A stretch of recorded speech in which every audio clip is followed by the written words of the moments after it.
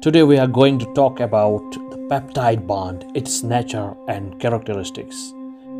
Peptide bond formation. In a protein, amino acids are linked together by peptide bonds. This peptide structure is made up of two amino acids. Peptide bonds are amide linkages formed between alpha amino group of one amino acid and alpha carboxyl group of another. This reaction is a condensation dehydration reaction, that's water molecule is removed.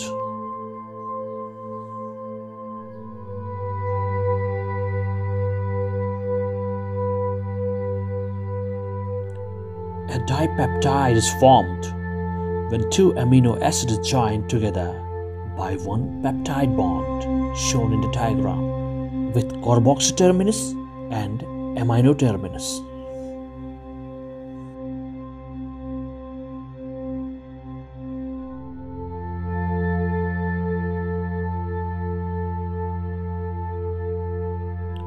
The peptide bond has a partial double bond character that keeps the entire 6-atom peptide group in a rigid planar configuration.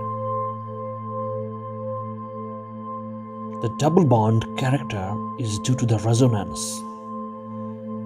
The carbonyl group has partial negative charge and amide nitrogen has partial positive charge, thus setting up small electric dipole.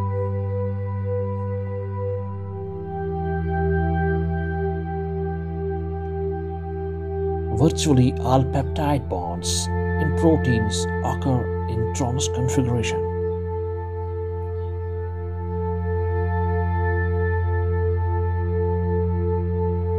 Torsion angles phi and psi.